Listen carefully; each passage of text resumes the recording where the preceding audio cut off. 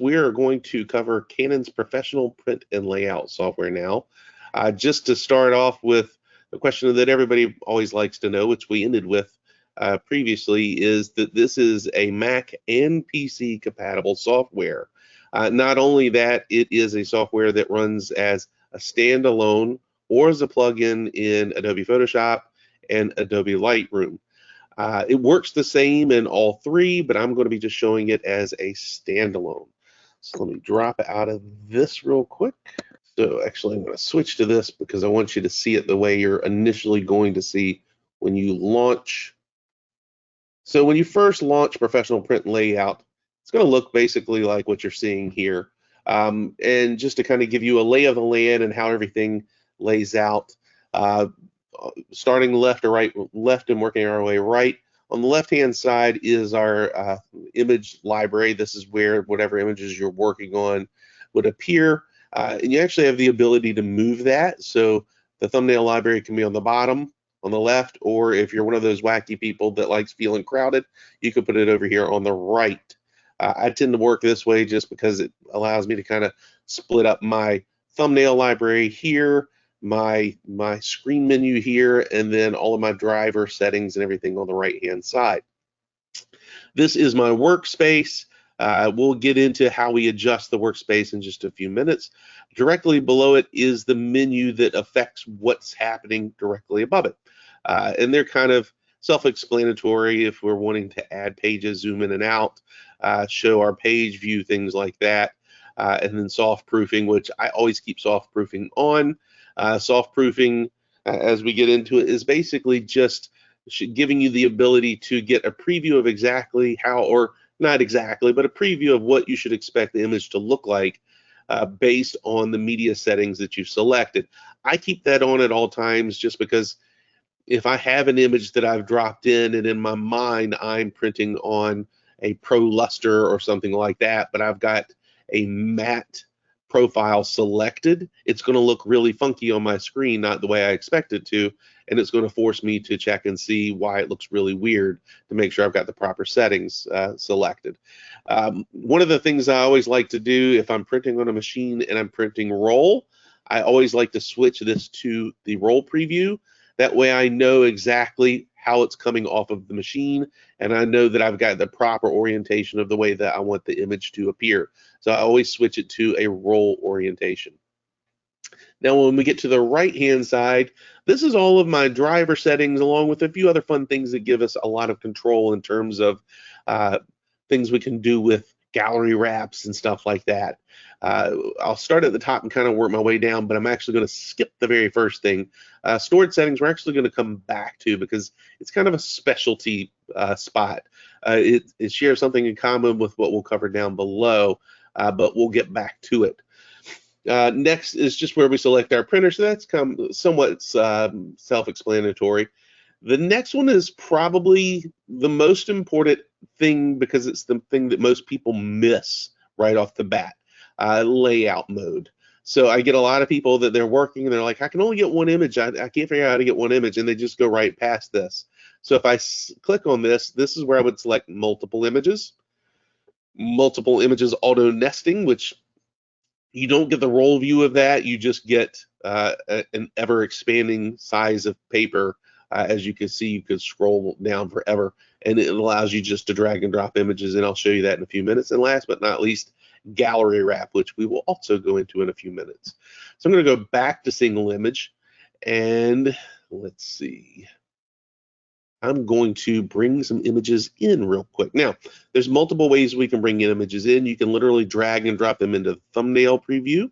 You can drag and drop them into the screen. You can hit File, Open. I can click here, which brings up another dialog, and I can click on this little tiny box, and it's going to bring open, it's going to pop open my little menu. From here, I can just go through and click on whatever images I want to open.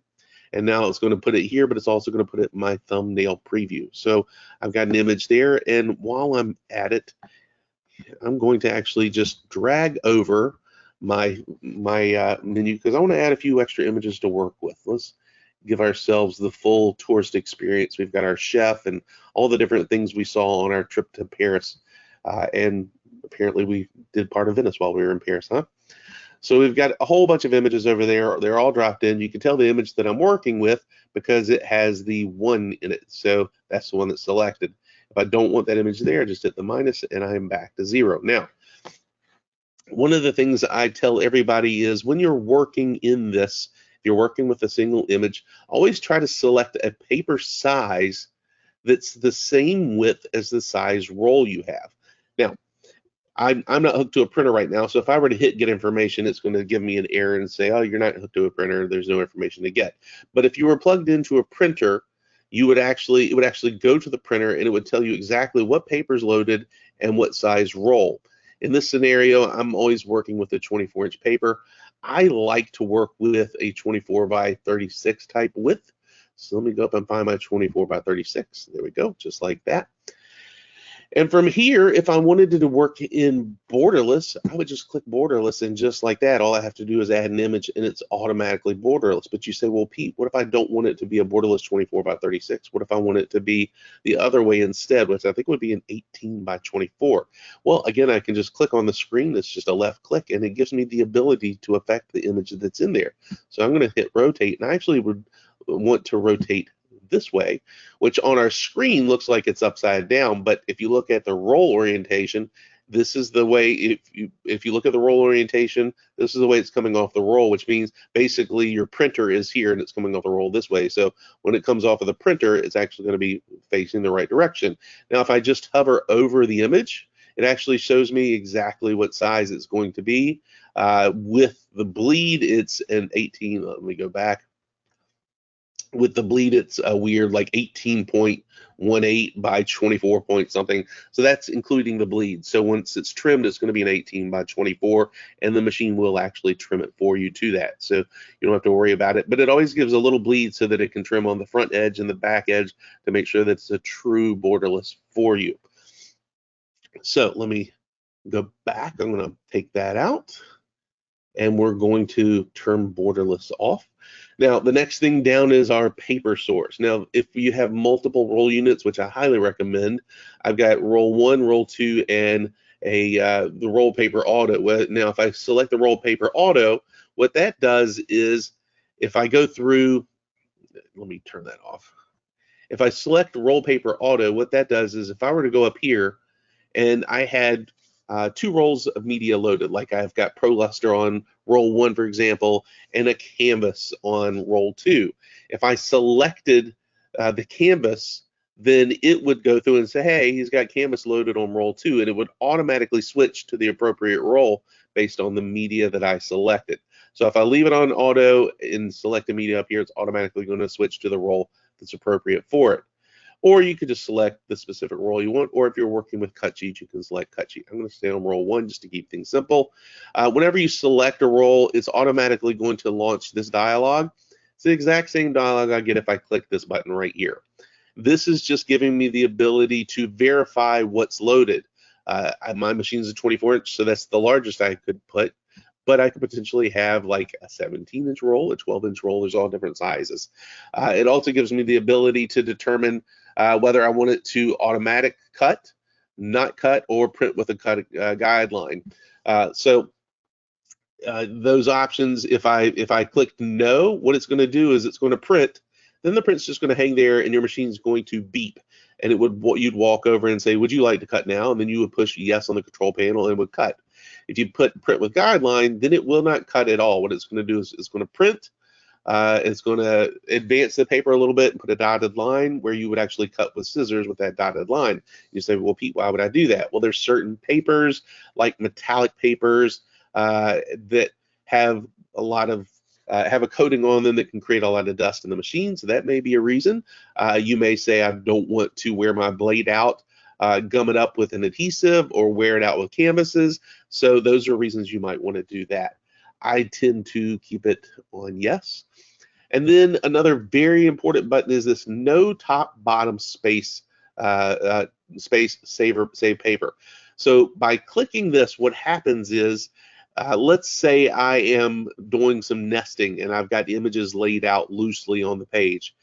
And if I didn't have that clicked, and I was working on like a 24 by 36 inch page or whatever, then what would happen is if the image wasn't until here, midway down the page, but I didn't have this clicked, it would advance that much paper, then start printing, and if there was nothing down on the bottom, it would then advance the rest of the paper and cut. So I'd have a lot of wasted paper.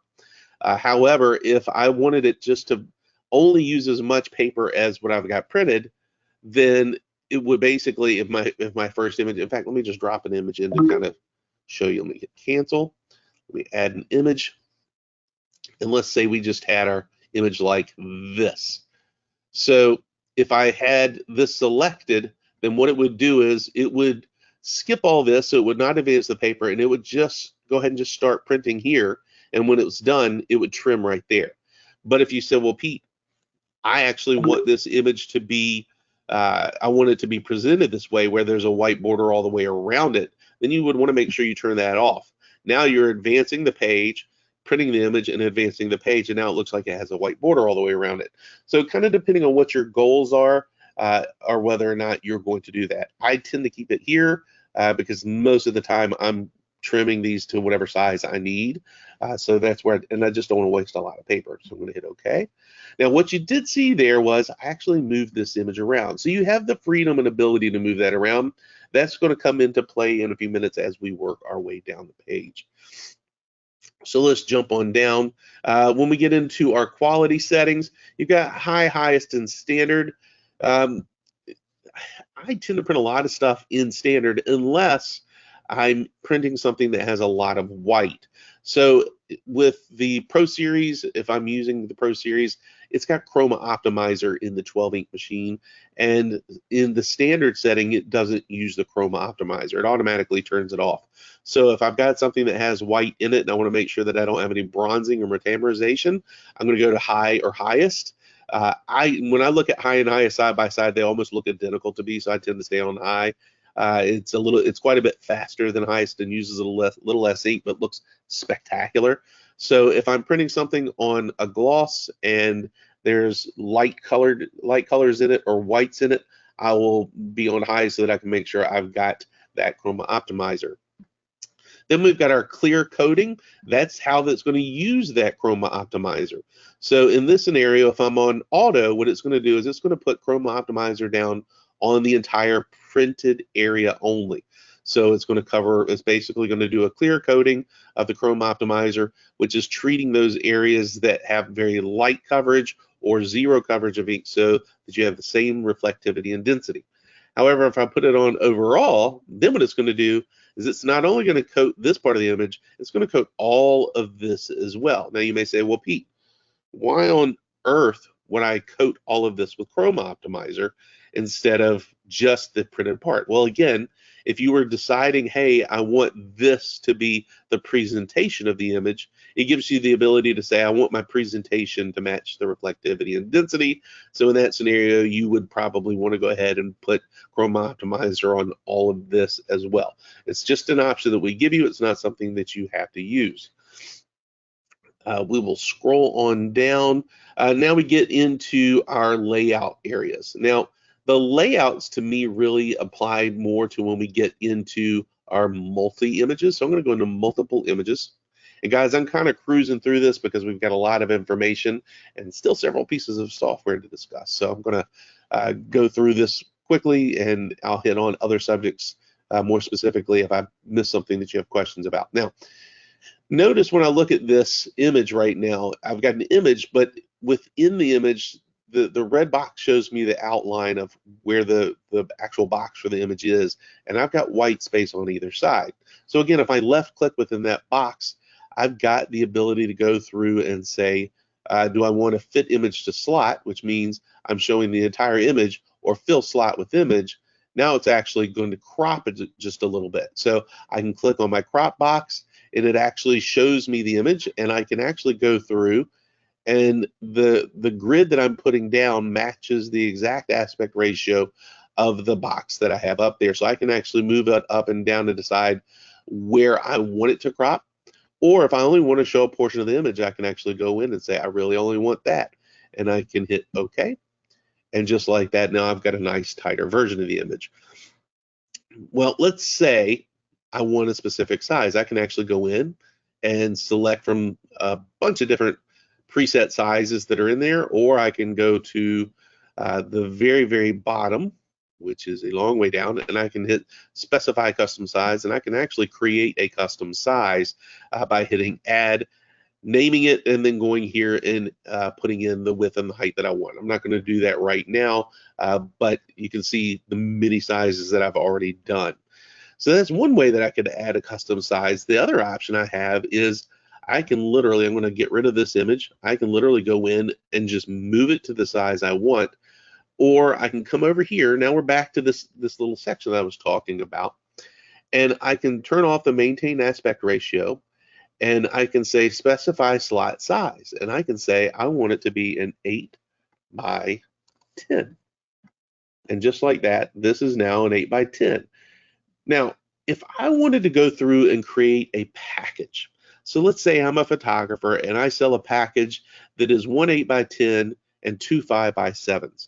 So I can go through on this one and I can say, okay, well, first thing I want to do is I want to make sure that I'm matching the fill slot with image on both.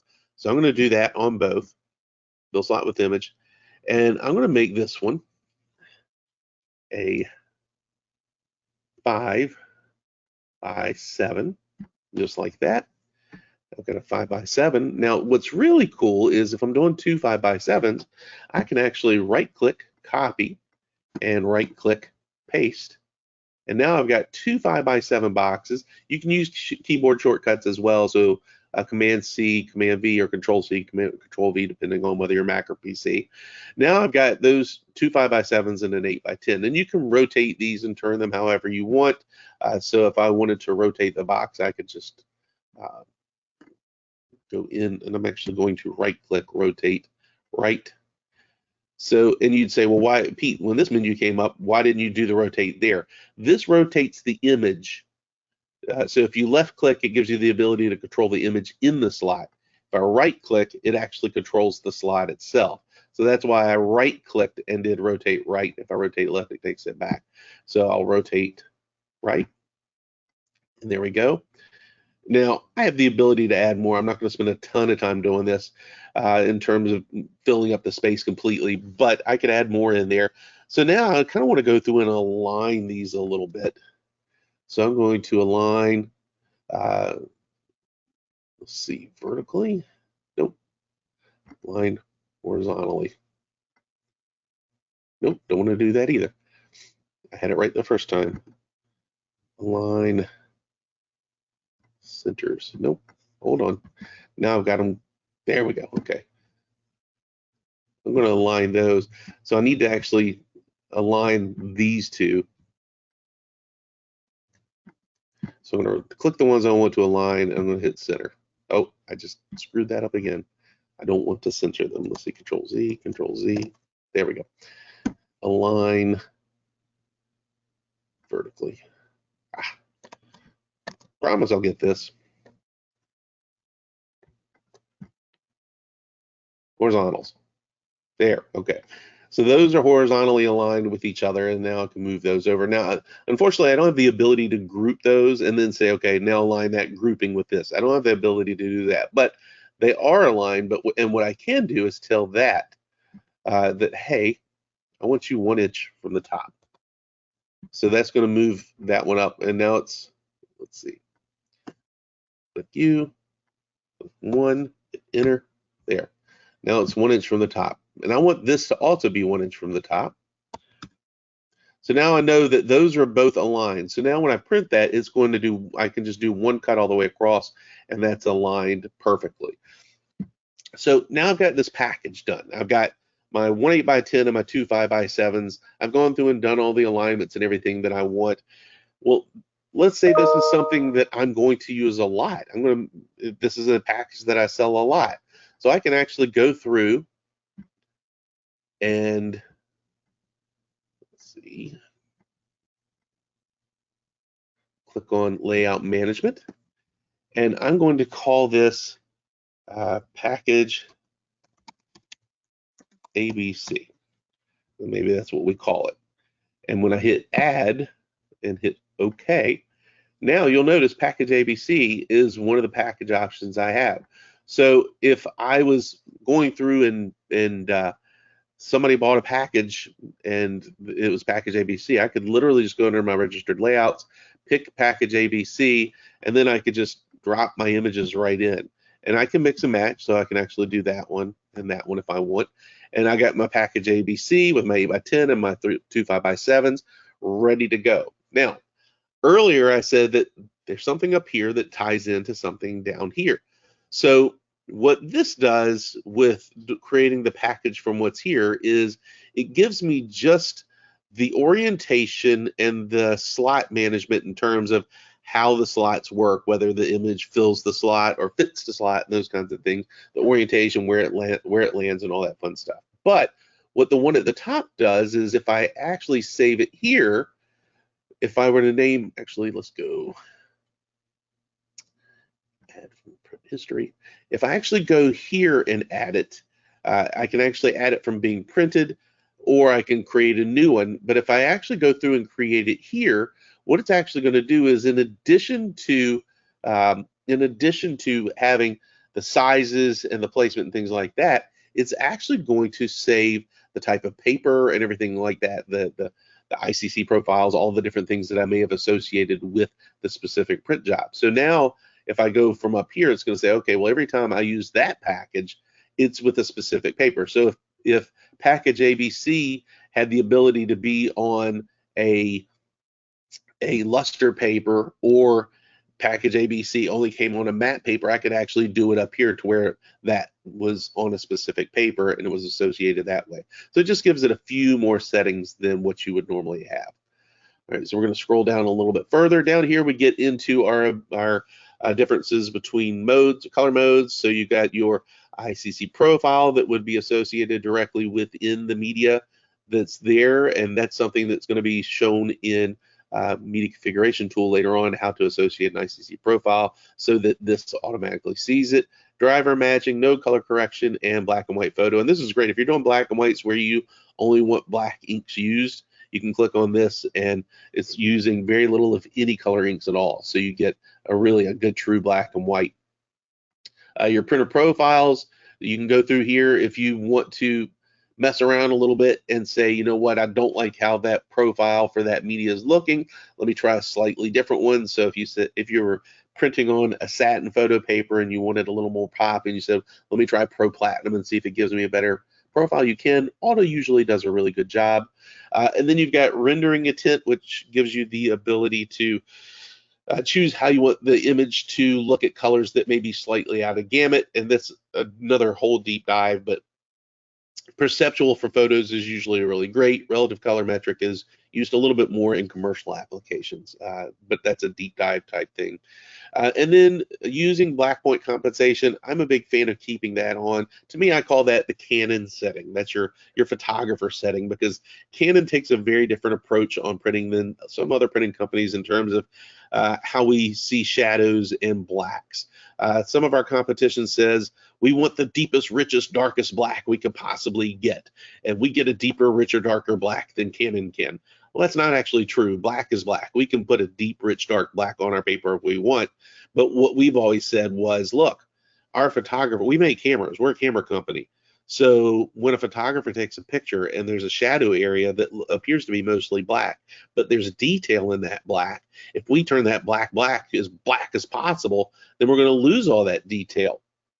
So we give you the ability to click on use black point compensation. What that's going to do is look at those shadow areas, and if there's detail in it, handle the black in a way that you can see the detail in those shadows instead of just giving you a deep, rich, dark black and losing all that detail. Now, if you say, I just want the darkest black possible, even if I lose detail, you just unclick that and it's going to give you a deep, rich, dark black, and you may lose some detail. So just things to consider in terms of those settings. Now, one more quick setting in here. I'm going to just show you nesting very quickly.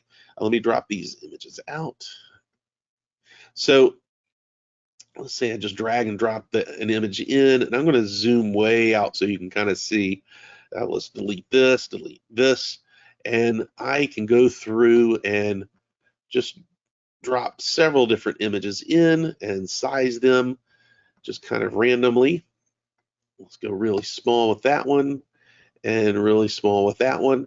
And you'll see I've just got kind of randomly around. Now, if I use that no spaces top or bottom, it's going to start printing here and stop here, and I will have some wasted space in here because they're just kind of scattered around. But if I go here and I click on this little tiny box, just like that, it's going to shuffle them in to make the best use.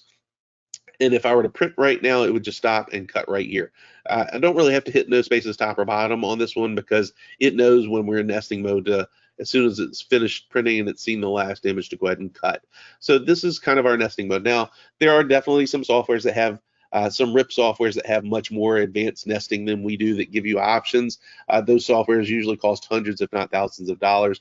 We just wanted to give you some basic nesting options to give you the ability to control how you're using your images and putting your images in a way that you're not wasting a lot of paper and a lot of ink.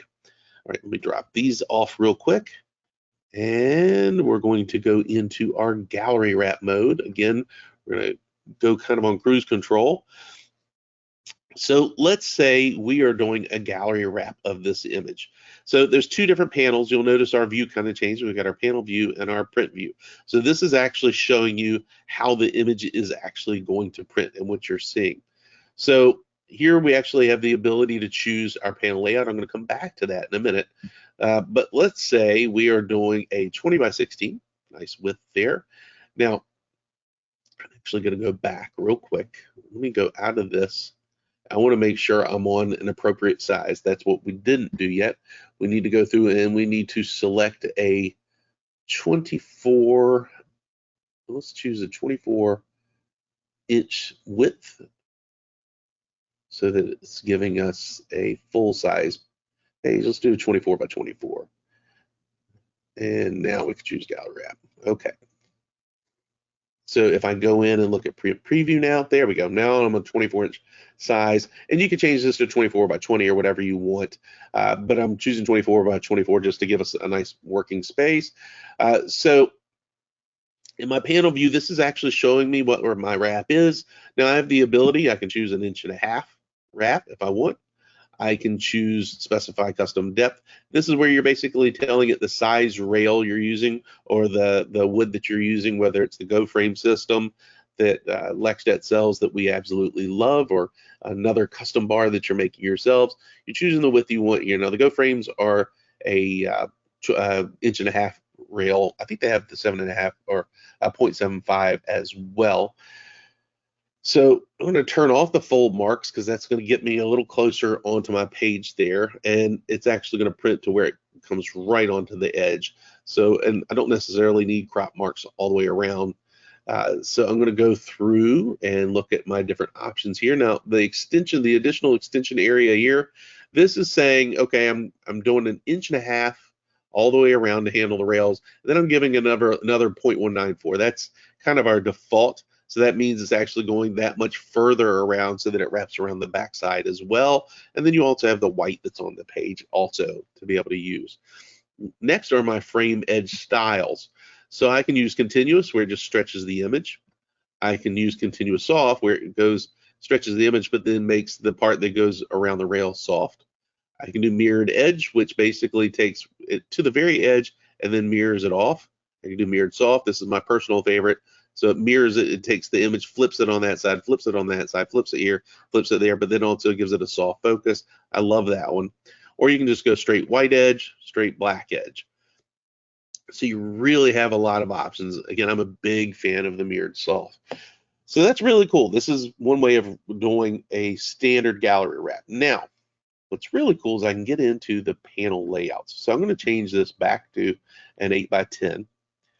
And I want to do this as 2. I want to do a 1 by 2. So what it's actually doing in my panel preview is it's taking this image and automatically splitting it into 2 pieces. It's doing a gallery wrap of this half and a gallery wrap of this half. So in my preview, this is one of my gallery wraps. This is the other gallery wrap. So that's an 8 by 10 of the left half.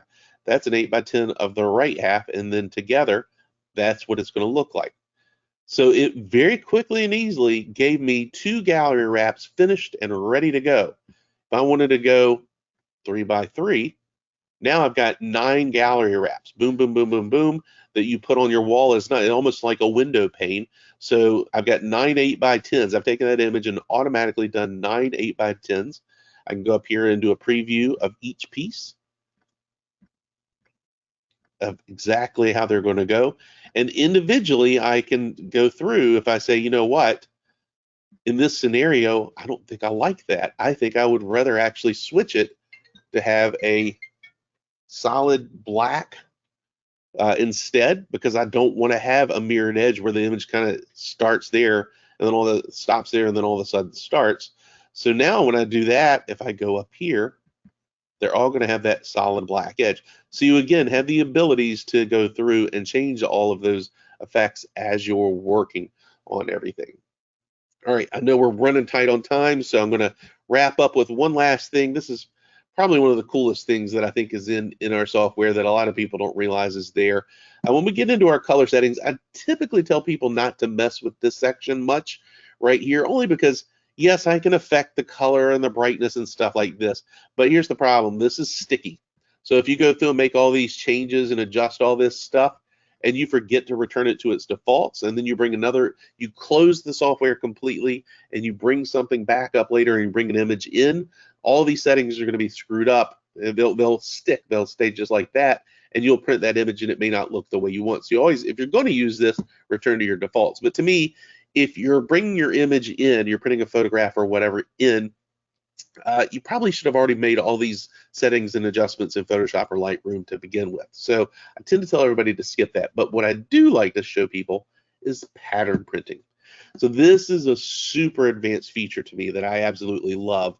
Occasionally what will happen is I'll actually have somebody bring me an image that they've had printed and a scanned version of it. They're like, you know what? I want you to try to match this image because I want to give, this is an image that was taken maybe in 1973 or whatever, and I had it scanned, and I'd like it to look exactly like this old version that I have to give as a gift for Christmas. Okay, so that's challenging, right? Because you're taking a digital scan of something that you don't know how it was scanned or how it's going to look. So what I can do is I can actually, in pattern printing, I can take that digital file and I can print it, and the middle is always going to be the settings with nothing done. But then all the way around, you'll actually see a color difference where maybe it's a little warmer here, a little cooler here, a little bit more green, a little bit more magenta or whatever. But you take this, you print it out, and then you hold the original up against each one of those until you find one that almost perfectly matches. And then directly below it, there will be a formula where that's the one time you would use this. You would actually type that formula in. So this is your CMY. You would type your CMY in to get that formula to match color-wise. You can also do brightness and contrast. Same thing. You would actually go through. The middle is no brightness or contrast changes at all. And again, hold that original image up to look at what brightness and contrast matches up the best. And then again, type the formula from underneath it, under the brightness and contrast over here, to give yourself that really perfect match. So now that when you print it, it's going to be almost exactly like what that original one was done. So if you're ever in a scenario where you're trying to match something that someone brought you, that's the way you would be able to do it.